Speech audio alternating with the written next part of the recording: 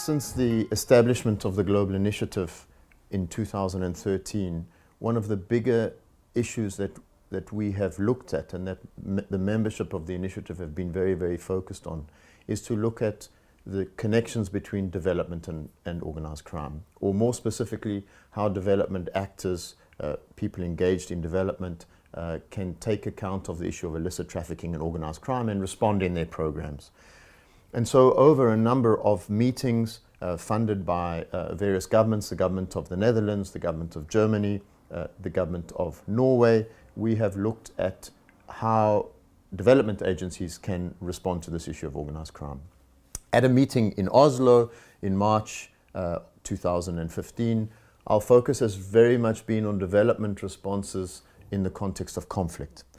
Given what is going on globally, particularly in the Sahel, in the Greater Sahara, in Libya, in the Middle East and elsewhere, and the sense that the growth of illicit trafficking both occurs in regions, in conflict regions, but also drives conflict by funding different partners and by undermining the capacity for peace.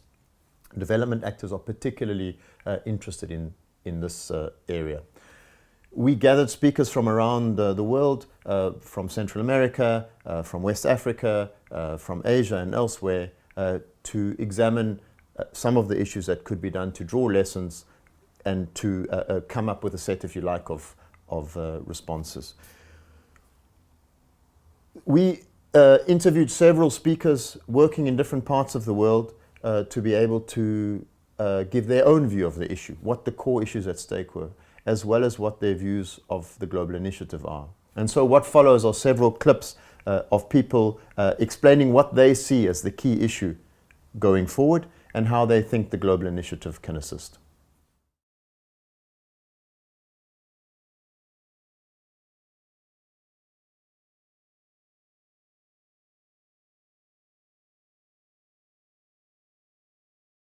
What I've asked each of the panelists to speak about is some of the key things that they think emerge from this debate.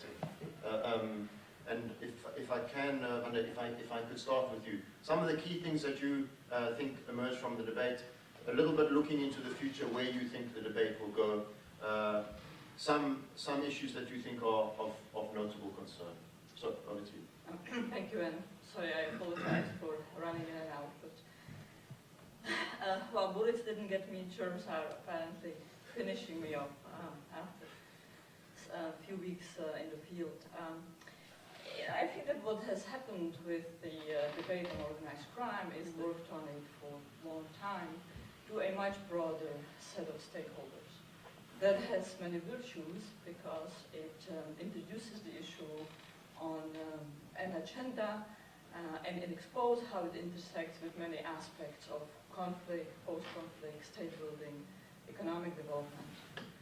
In some ways, however, it also complicates the policy process and makes management more difficult. And so one of the key issues is how to move away from sort of least common denominator recognition of the concept to sufficiently nuanced policies. And that's, I guess, is my second view, that now that there is recognition that illicit economies and organized crime impact war and impact peace, there are often sort of very simplistic attitudes toward what the appropriate policy response is.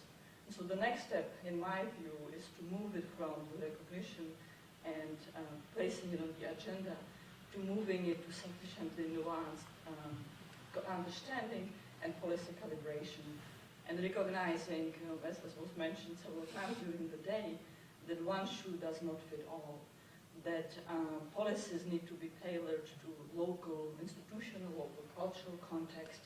The manifestation of the same illicit economy might be radically different in different places. What works brilliantly in one country is fully ineffective in another country.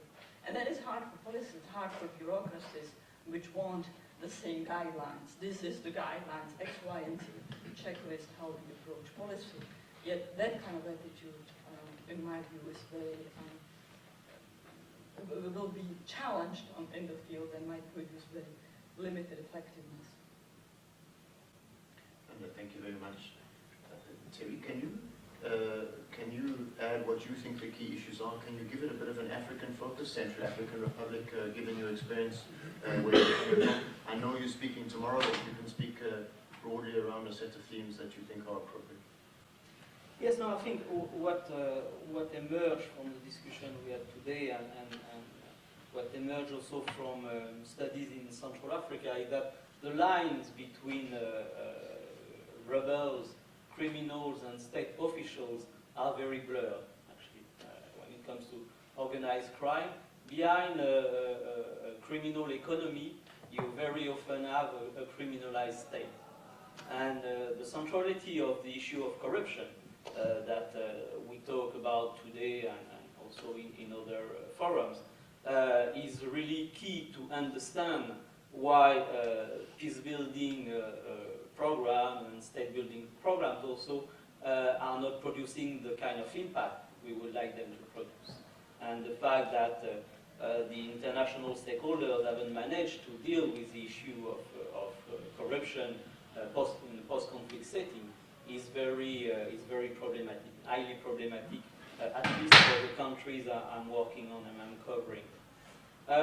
What I think should be an interesting way forward is to try to expand the discussion about organized crime with the countries of the South, because this definition or the priorities when we talk about organized crimes are very often defined by the Northerners. For having done some work on the Gulf of Guinea, for instance, when the Northerners are worried about the rise of pirate attacks, the coastal communities are worried by the rise of illegal fishing by foreign vessels. So we have to broaden the audience when it comes to defining what is organized crime, what should be the international priorities when it comes to international crimes to the countries of the South. When I say the countries of the South, I of course don't only mean the official, because you have probably heard this afternoon what I was thinking about some officials in those countries, but I'm talking about the people, about the communities that are of course the primary victims of this kind of activity. So, of course, I know you've been to Mali and done some groundwork there. I think it's the good way forward to bring the debate about organized crime on the ground in those countries, and of course at the right time. There are windows of opportunities in those countries that must not be missed by the global initiative. Thanks, Thierry. Can I ask you from a Mexican perspective where you see the debate now? Well, there are many debates at this point, but probably one issue that I think has been mentioned in some way in the presentations today is that organized crime is not something static. It mutates, and it's not the same in every part of the world, and it's not the same in every part of the country. That's basically to understand how you deal with this threat. Well, I think there are two variables. One is the degree of evolution of organized crime. The other one is the institutional strength. The discussion of this morning has been focused on development and organized crime. I think this is a very important discussion, but we have had this discussion in Mexico. Well, what do you have to do with organized crime? You have to implement prevention measures or do something else. My hypothesis is that in the case of Mexico, social inequality and the unequal development is obviously a factor that nurtures organized crime, but the trigger is institutional weakness from my point of view. That's because, poor people is going to be there everywhere. But if you have this high degree of impunity we have in Mexico, there will be people who are going to take the decision to get engaged in organized crime. So in Mexico, we have been discussing for a while about the role of social fabric. I think we need to discuss also about the role of institutional fabric, because institutions is a key element of why organized crime develops in some places and others not. Actually, we see Mexico, yeah, there is crime in some of the poorest states, but not all poorest states have the same degrees of crime. So probably variable is another one. No? And from the point of view, the real problem is how organized crime affects governance. Another question we are still having in Mexico is how do you measure the advances in the fight against organized crime? And so people used to take the number of deaths.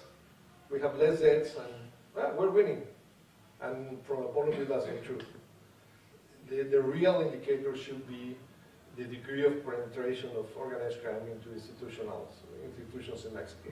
And this has not changed. This is getting worse and worse.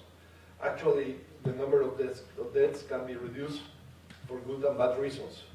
Good reason is if you have the rule of law and low degrees of impunity.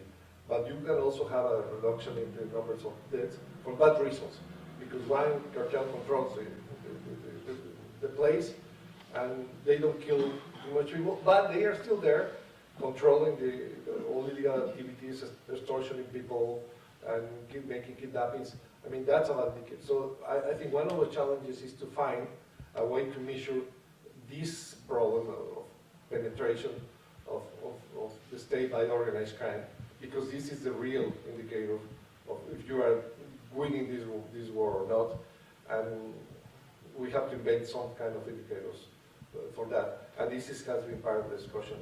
In Mexico, many of my colleagues say, yeah, we have 10 people less dead this month, so we're winning.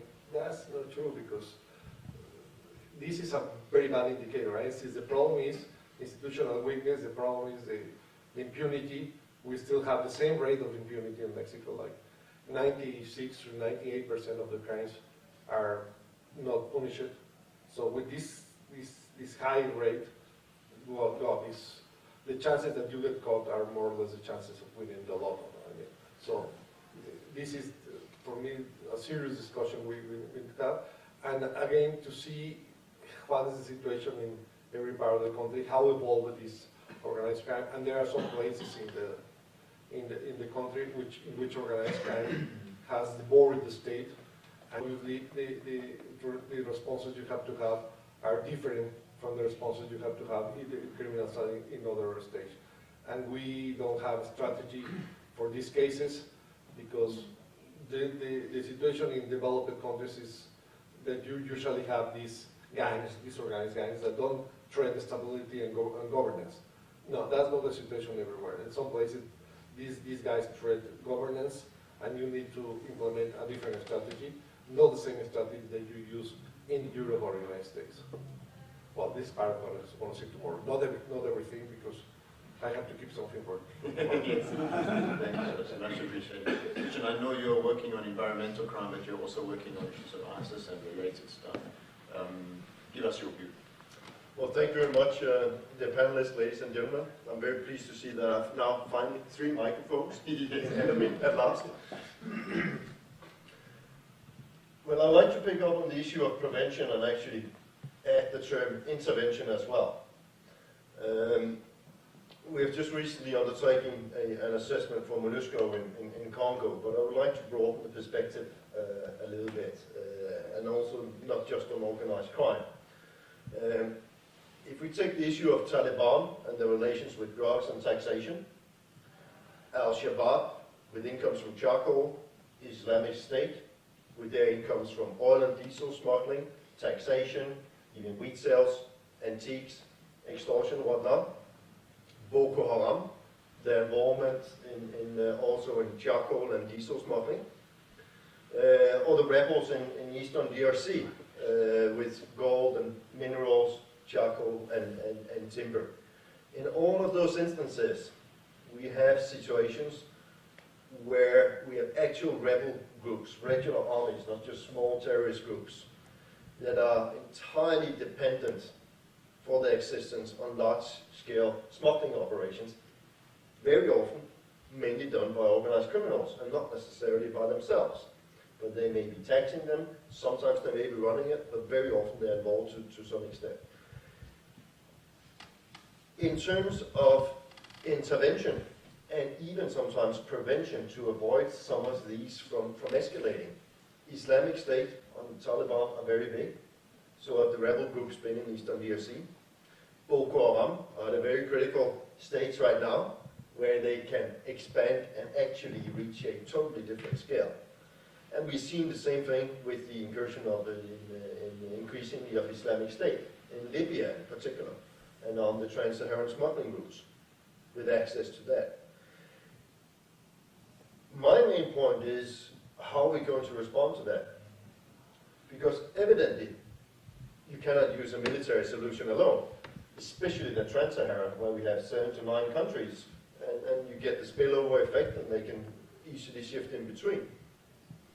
At the same time, this cannot be met at all by a conventional organized crime police perspective, because you're dealing with insurgent situations, and also the scale of the military threat. And it cannot be resolved either by a traditional poor civilian effort, looking at sustainable livelihoods. It has to be a combination where the intelligence at the bottom of it is the most crucial thing. Because the military, when they hear the term organized crime, they go blank. They do not like the word. And the same thing with the police, do not like, which focus on justice. And the justice sector, prosecutors do not like very often the military, because they have a different role. And the civil society do not like neither of them, because they carry uniforms and they have a totally different perspective. So I think one of the big challenges is that you can only resolve that situation to a coordinated, integrated response of all 3 simultaneously. I think it's the only way, because none of them, the police will never get the horsepower of the military intelligence. They will never get be able to undertake good police behavior in some of these areas, because of the security situation is so extreme.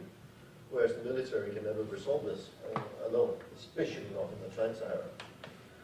So I think one of the biggest challenges, to summarize, I think, is finding ways how these 3 communities can operate, which of course sounds like a fairy tale, but nonetheless, how they can more effectively liaise and coordinate, especially on the information side, which I think is why we're seeing such a strong interest for the first time in many years from a wider security community in organized crime, which I don't think has been there to that extent before. Thank you very much. Joey, can I ask you? We're seeing twin phenomena at the moment. We're seeing a proliferation of transnational organized crime, and we're seeing a proliferation of insurgent, rebel, irregular groups and irregular warfare. We have to look at the linkages between the two. And using the Latin American context, there are certain patterns we can identify. One is that their revenue-raising techniques are the same.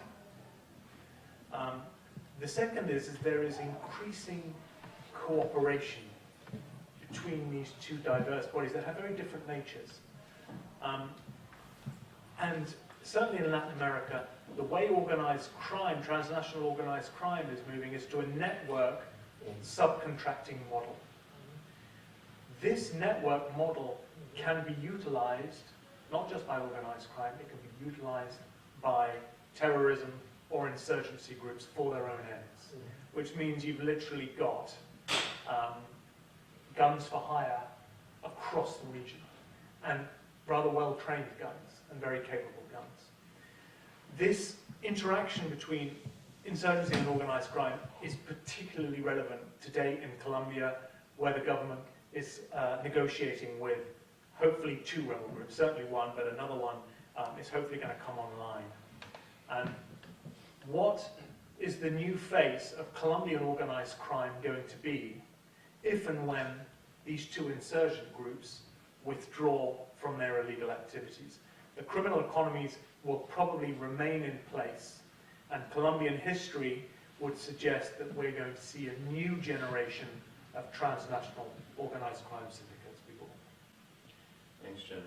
Can I want to close off by getting a couple of comments which we can use either from the audience or from people on the panel, about what the Global Initiative can do.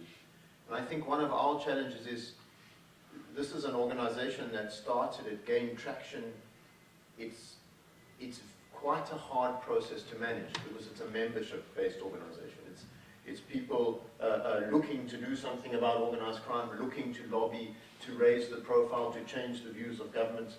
And I wouldn't mind hearing very briefly from across the panel some material that we could use around what you think the future role of the Global Initiative could be. I think everybody on the panel knows the Global Initiative in one way or the other. You can be as critical as you like or looking to the future. What kind of role can essentially a civil society membership-based organization, which began as a debating group, now publishes regular reports and continues, I think, to hold a number of debates in a variety of settings. What kind of contribution can that make, given the enormously complex problems that we are facing? Is that a contribution at all in terms of changing policy and attitude and approaches? Or are there other things that we can do? Rania, can I start again with you, if that's possible? And this is last effort for the day. Well, Mark, first of all, you should be thanked, and Tuesday and Adam and the Global Initiative should be very much thanked for spreading the awareness and engaging a great variety of stakeholders. So congratulations to you, and indeed there is enormous value in the Global Initiative in having that role in broadening the platform. I am at Brookings, and my principal interlocutor is the US government, but nonetheless I engage with other governments as well, a variety of stakeholders, and the Global Initiative does that on a global scale. You know, there are variety of contribution, one of which is doing field work and informing policy with not abstract newspaper-based clip policy responses, but actual in-depth understanding of policy. I think that's the most important one, because it's so easy to slip into caricatures of the relationship between crime and conflict that leads to policy prescriptions that are ineffective or worse, counterproductive. Clearly then expanding the dialogue, expanding the set of values and interests that are brought. Because at the end of the day, all public policy is about arbitrating and trading off variety of objectives and variety of interests. And that's often very uncomfortable, but it's an inescapable part of policy. Policy is not simply about the best technocratic solution, but about politics. It's about politics in the formation process, and of course it's very much about politics and implementation. And it cannot be divorced from that. But nonetheless, what least interested, politically motivated actors like experts can deliver is to try to inject as much objective, nuance, and ground truth-based analysis as possible. Thanks, Rania. Yeah, well, I think what you're already doing is a combination of analysis and policy discussion is very important. I would come back to the point I made previously. I think we have to include people from the South into the discussion, experts from the South, and bring the discussion also to their policymakers and to their country. And I don't know if you intend to replicate what you've done in Mali, but I think that's very important. There are a couple of places I could suggest also. Central African Republic being one of them. So that could be your next visit. But I think it's very important to engage locally in those countries also. You have already access to the policymakers in the north. You are producing analysis. I think it's the missing link for me is this one, actually. Thanks, Tim. George? Yeah, I think that the initiative can help in two things, basically. One is diagnosis of the situation of countries, maybe trying to develop some indicators, trying to be sure in what stage is organized crime and institutional strength or weakness, because these are the two variables that you need to know. And the second contribution could be the publishing or making public the strategies that have been successful in some cases. Because especially in the cases where the states are weak and organized crime is strong. Because in cases of like Europe or United States, well, you can find some examples. Yeah, but you have a police that works more or less, a judicial system that works, and street gangs. The real challenge is how you develop a strategy in countries like the Latin American or the African countries, with very big countries, very big institutions, and very strong organized crime, maybe at some points taking over the state. And there are no too many studies how to deal with that. In the case of Mexico, we have been, well, not we, but the government has been trying to implement strategies, usually in the United States or other place. Obviously, they don't work, no? Because you have a different situation. At the end of the past administration, the president acknowledged that, yeah, we have a different situation. We have a problem in which organized crime controls territory, and that's, you need a different strategy. So it would be interesting to develop some case studies in which some strategies have been successful, because that's what they really need. Because otherwise, well, you can tell everybody like in the past, Major Giuliani went to Mexico and said, you have to put lights on the streets. Okay, well, that probably will help, but that's not enough. Against the state, that's not enough.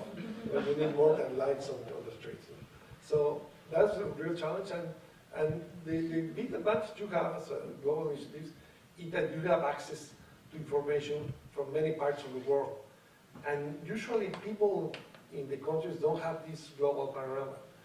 I can assure you that in Mexico, most of my colleagues, including myself, don't know too much about what's going on in Africa or other parts of the country. Yeah, I mean, they just have a very vague idea. So that's probably will be very helpful, because the knowledge in this area is not very globalized. So you can help with that, and you have the contacts to share, and vice versa. No? I think in Africa they have heard about the central, but in a very general way. So in this, you are probably the only network that can have access to information in many places of the world, and that's, I think this is the value of the mission. Well, thank you very much. I think the primary advantage of the global initiative is the ability, I think it was pointed out well here, to have over 100 global experts distributed all across the world with an immense amount of experience, contact networks, and particularly their ability at a short notice to provide strategic advice, but also judgment calls and projections, also at a short notice, that the traditional community would have a hard difficult in doing so. The fact that at short notice you can mobilize knowledge gained across many, many years, including specifically from one location, but more importantly also on the strategic levels of a developing situation anywhere, with the experience how to intervene. The judgment call perspective and the advisory ability of the global initiative, I think, is one of the largest potentials. Sometimes some reports, but even more importantly, through direct advice, where it's needed at a short notice, because that is not something you can write necessarily. Well, you can write a report if you have time, but often where the critical decisions are needed, you need that, exactly that, the judgment call. Not just from an individual, but from a range of individuals that can pull this information together. And I think that is probably one of the biggest advantages of the global initiative. Thanks very much, Christian. Last word to you, Joe. I'm not qualified to talk about policy. I am qualified to talk about information gathering and analysis.